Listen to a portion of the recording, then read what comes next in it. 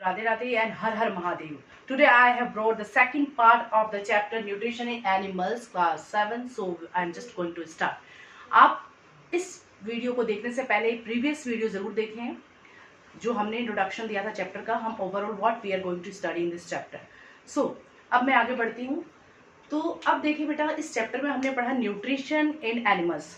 So nutrition in animals में हमने बताया कि एक एलिमेंट्री कैनाल के बारे में हमने पढ़ा था, तो उसको हम बाद में लेंगे. सबसे पहले एवरीबडी नोज, आप पढ़ते आए होंगे, आपको 6 में भी बताया गया होगा और 7 में बता दूँ कि लोअर क्लासेस में भी ये चीज़ों के बारे में हम पढ़ते जरूर हैं.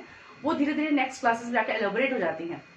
तो कोई भी जो बड़ी चीज़ होती है अगर हम बात करें, वो हमेशा कोई ना कोई स्मॉल चीज़ से बनी होती है, छोटी चीज़ से.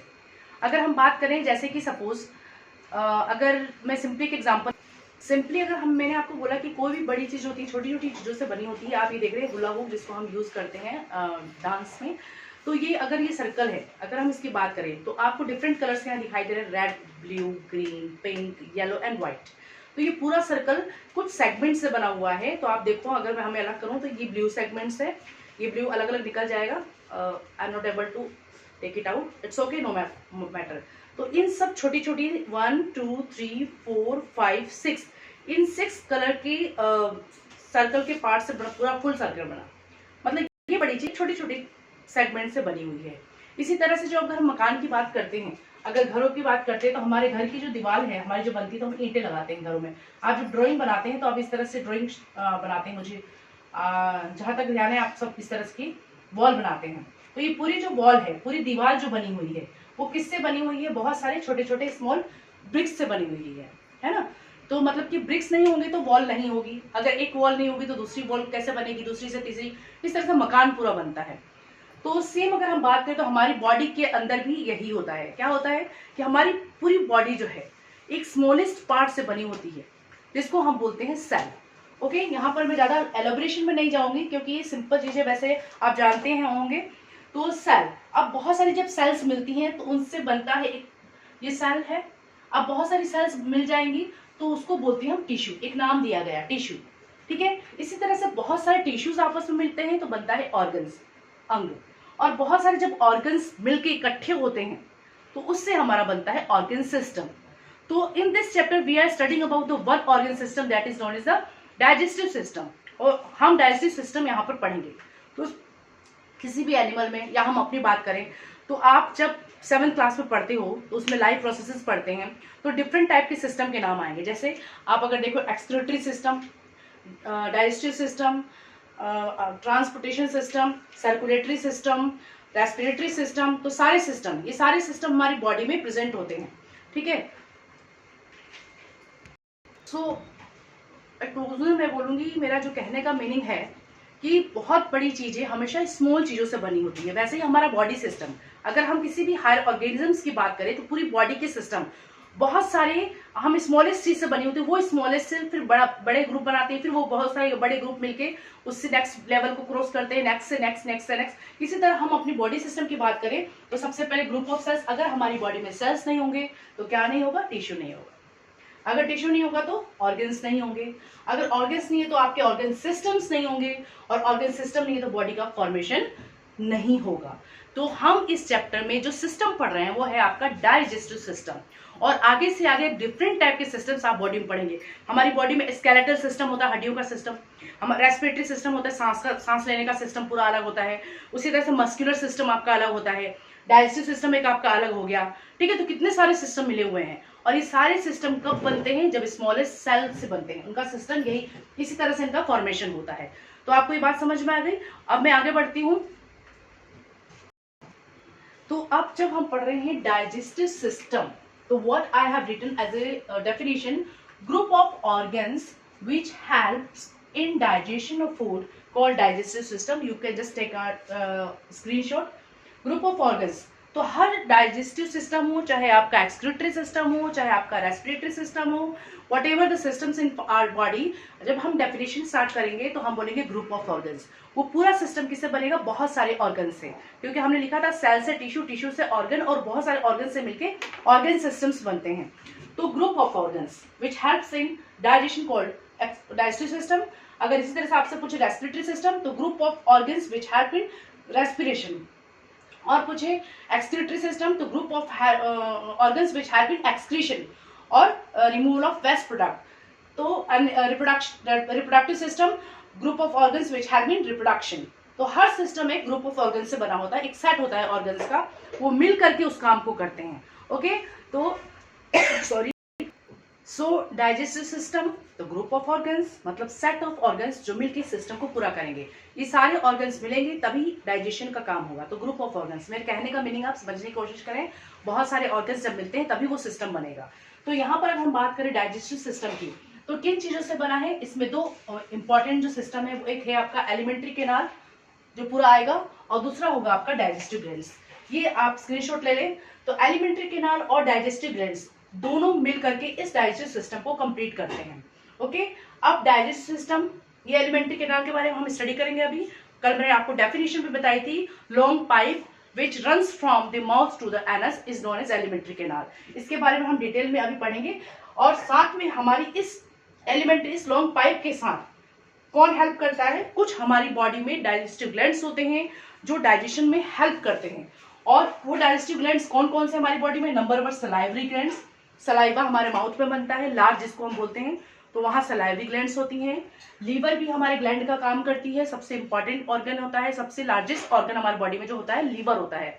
उसके बाद एक पैनक्रियाज जो लीफ लाइक स्ट्रक्चर है।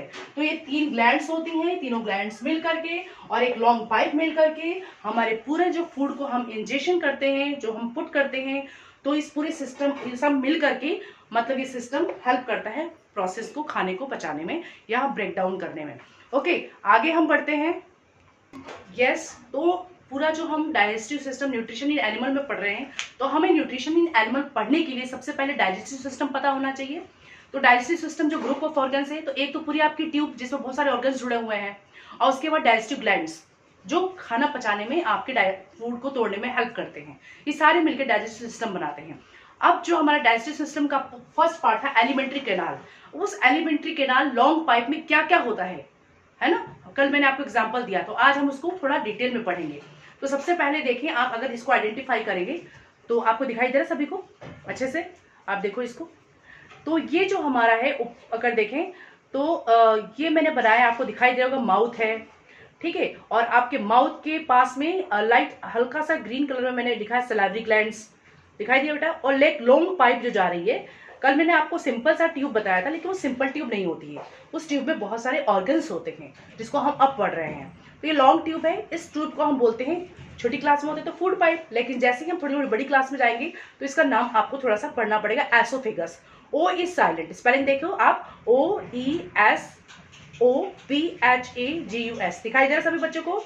तो ये हमारा हो गया एलिमेंट्री कैनाल का ऑर्गन, माउथ एंड एसोफेगस, ठीक है। अब नेक्स्ट जो ऑर्गन है, मैं पहले आपको पिक दिखा देती हूँ इसकी सभी की।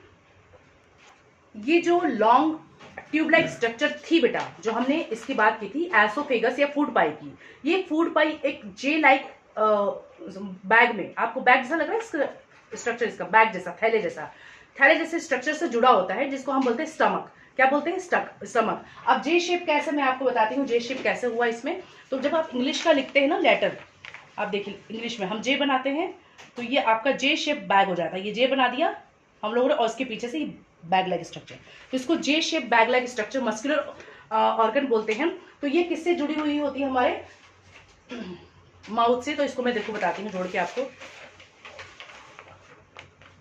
आप देखो यहाँ पर दिखाई दे रहा है, दिखाई दे रहा है बच्चों, ऊपर आपका माउथ हो गया, सलाइवरी ग्लैंड्स, और ये पाइप आपकी किसमें जुड़ी हुई है, स्टमक के अंदर जुड़ी हुई है, ठीक है। तो ये जो लॉन्ग पाइप थी, जो मैंने कल आपको वीडियो में बताई थी, उस लॉन्ग पाइप के हम ऑर्गन्स देख रहे हैं, कौन कौन से ऑर्गन्स हैं। अब मैं इसको नाउ, जो लॉन्ग पाइप हमने कहा बहुत सिंपलेस्ट लॉन्ग पाइप देखी थी, लंबी सी, उसमें कितने सारे ऑर्गन्स हमने देख लिए। अब आप देख लो इसके अंदर हमने क्या देखा, माउथ देखा, सलाइवरी ग्लैंड से, मतलब कि हमारे माउथ के अंदर जो ग्लैंड्स है, जो खाना डाइजेस्ट करने में, ब्रेक डाउन करने में हेल्प करते हैं, उसको हम बोलते हैं सलाइवरी ग्लैंड्स। अगर आपको दिखाई नहीं दे रहा, नो मैटर बेटा, आप लोगों ने ऑलरेडी इसको देखा हुआ है, तो ये सलाइवरी ग्लैंड्स हो गए।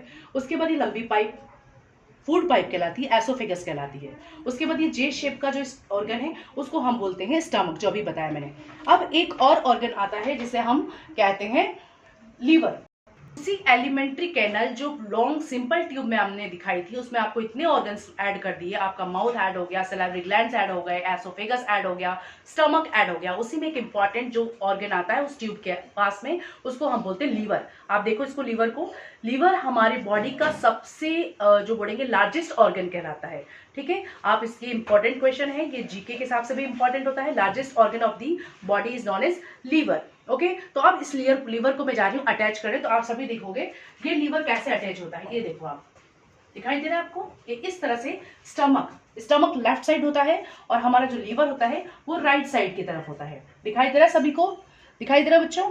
यस। तो आगे हम करते हैं आपको थोड़ी अब हम बात करते हैं उसी लॉन्ग ट्यूब में। मैं बार बार लेके आ रही हूँ, जब भी एक ऑर्गन्स लगा रही हूँ तो मैं आपको बता रही हूँ उस लॉन्ग ट्यूब जो सिंपल मैंने दिखाई थी वो सिंपल नहीं है। वो लॉन्ग ट्यूब हमारी जो एलिमेंट्री कैनाल है उसमें बहुत सारे ऑर्गन्स हैं। पहला क्या हो गया? माउथ हो गई। उस माउथ के अंदर आपका टंग भी आता है, आपकी सैलिवरी ग्लैंड्स आती हैं। उसके बाद लॉन्ग पाइप को हम एसोफेगस बोलते हैं। और आफ्टर दैट हमने स्टमक देखा जे शेप का, उसकी राइट साइड में हमने सबसे बड़ा ऑर्गन बॉडी का देखा, that is known as a liver. आप इसकी स्क्रीनशॉट ले सकते हैं, डायग्राम बनाने में यूज कर सकते हैं। और दूसरा मैं वापस से आपको बात करूं, और मेरा जो बेटा वो होगा उसमें मैं और फोटो भेज दूंगी, सेंड कर दूंगी, आपको लगा दूंगी।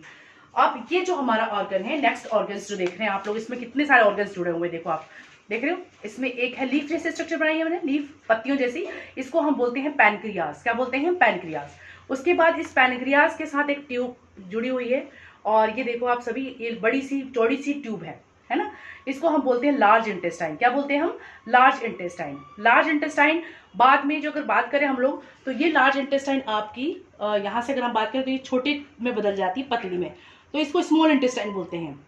ठीक है, और ये बाद में जो पहले खाना हमारे स्मॉल इंटेस्टाइन में जाता है, वही स्मॉल इंटेस्टाइन जुड़ जाती है लार्ज में, लार्ज से होते होते फिर हमारे लास्ट में रेक्टम और एनस। तो how many organs are there? Pancreas, large intestine, small intestine, rectum, anus. Okay, अब मैं इसको सेट करने जा रही हूँ, तो आप देखो कैसे मैं सेट करती हूँ। तो that long pipe that shows I show you in previous video, that was not simple tube. It has many organs that I'm just going to tell once again. Mouth, okay, tongue, teeth, और टंग जो ऊपर नीचे होते हैं हमारे टंग के आसपास, तो ये जो माउथ के अंदर ग्लैंड्स होती हैं जिनको हम बोलते हैं सलाइवरी ग्लैंड्स, जो सलाइवा सिक्रेट करती हैं, हम बोलेंगे कि लार हिंदी में, वो सिक्रेट करती हैं। ठीक है, उस पाइप के अंदर ही हम इसको इंक्लूड करेंगे। उसके बाद हमारा आपने लंबी सी पाइप देखी, फूड पाइप हमारा हो गया। उसके बाद हमने देखा उसी फूड पाइप को हम एसोफेगस कहते हैं। फिर हमारा जे शेप बैग हो गया, ओके, जिसको हम स्टमक कहते हैं। उस स्टमक के सामने एक पहाड़ जैसा सिंपल पहाड़, हम एक पहाड़ बना देंगे, उस पर ग्रीन कलर का ट्री लगा दिया, एक पौधा लगा दिया, तो ये लीवर कहलाता है, लार्जेस्ट ऑर्गन। ये ग्रीन कलर का जो है, इसी लीवर से जुड़ा होता है, इसको हम बोलते हैं गॉल ब्लैडर। आपने गॉल ब्लैडर के ऑपरेशन बहुत सुने होंगे कि पित्त की थैली की ऑपरेशन हुआ है, वही ये गोल ब्लैडर कहलाता है। ठीक है, जो कि लीवर से अटैच होता है, और लीवर इसमें अपना कच्चा माल जो है अपना प्रोड्यूस करके डालता है। आफ्टर दैट आपने देखा ये सुंदर सी लीफ लाइक स्ट्रक्चर, जिसको हम पत्तियां इसलिए बोलते हैं ताकि हमको याद रहे, लीफ जैसा बनाते हैं ताकि आपको इमेजिनेशन के लिए आपको याद रहे। ये होता है पैनक्रियाज। अब इस पैनक्रियाज से एक ट्यूब आई, ये ट्यूब गई किसके अंदर? ये स्मॉलेस्ट ट्यूब है बेटा, स्मॉल इंटेस्टाइन में गई है, जो हमें दिख नहीं रही है, छोटी सी ट्यूब, पतली ट्यूब गई है, अंदर घूम गई, और उसके बाद यही लॉन्ग ट्यूब बड़ी ट्यूब में बदल गई। तो स्मॉल ट्यूब को हमने बोल दिया स्मॉल इंटेस्टाइन, और बड़ी वाली ट्यूब को हमने बोल दिया लार्ज इंटेस्टाइन, और लार्ज इंटेस्टाइन का लास्ट एंड जो कहलाता है रेक्टम, और आफ्टर दैट एनस। तो how many organs we have studied in this system? क्योंकि हमने बोला कि जो डाइजेस्टिव सिस्टम है, कोई भी सिस्टम है, ग्रुप ऑफ ऑर्गन से बने होंगे। तो पहला मैं लिखूंगी आपको, माउथ है आपके, इस माउथ के अंदर आपका आता है टंग, और उसके बाद आपका आता है टंग के बाद आ गया आपका सलाइवरी ग्लैंड, सॉरी, और इसी में आपको मैंने शॉर्ट में लिख रही हूँ, यहाँ पर आपका टीथ भी आ गया बेटा। ओके, तो ये सारे ऑर्गन आपके माउथ में हो गए। दूसरा ऑर्गन हो गया हमारा एसोफेगस, आफ्टर दैट हो गया हमारा स्टमक, उसके बाद हमारा हो गया लीवर में अटैच है गॉल ब्लैडर। ओके, उसके बाद हमारा हो गया पैनक्रियाज, इसके बाद हमारा हो गया स्मॉल इंटेस्टाइन, आफ्टर दैट हो गया हमारा लार्ज इंटेस्टाइन, आफ्टर दैट हमारा हो गया 8 नंबर पे रेक्टम, और 9 नंबर पे मैं लिख देती हूँ एनस। अब इसमें क्या होता है, अगर बुक में देखेंगे तो यहाँ पर जो है हमने जो ग्लैंड से उनको निकाल दिया था है। ग्लैंड कौन कौन से हो गई, हम केवल माउथ की बात करते हैं। Number 1 mouth, number 2 oesophagus, number 3 stomach, 4th पे आपका हो जाएगा लीवर को छोड़ दो क्योंकि ये लीवर आता है आपका डाइजेस्टिव ग्लैंड्स में, तो हम लिख भी सकते हैं और ग्लैंड्स में भी इंक्लूड कर सकते हैं अलग से। Liver, gall bladder, pancreas, small intestine, large intestine, rectum, anus. इस तरह से हमारी पूरी जो लॉन्ग पाइप थी उसमें इतने सारे ऑर्गन थे और ये सारे ऑर्गन मिलके हमारी एलिमेंट्री कैनाल का फॉर्मेशन हो गया, डाइजेस्टिव सिस्टम का फॉर्मेशन हो गया। तो अब मुझे आपको समझ में आ गया होगा किस तरह से सिस्टम काम करता है, बहुत सारे ऑर्गन्स मिलते हैं। आपको मेरी वीडियो कैसी लगी, अच्छी लगी तो लाइक एंड सब्सक्राइब जरूर करें। नेक्स्ट वीडियो में हर पार्ट्स को हम एलोबरेट करेंगे, डाइजेस्टिव सिस्टम के हर पार्ट्स को, जैसे माउथ को, लार्ज इंटेस्टाइन, स्मॉल इंटेस्टाइन को हम एलोबरेट करके पढ़ेंगे। ओके बेटा।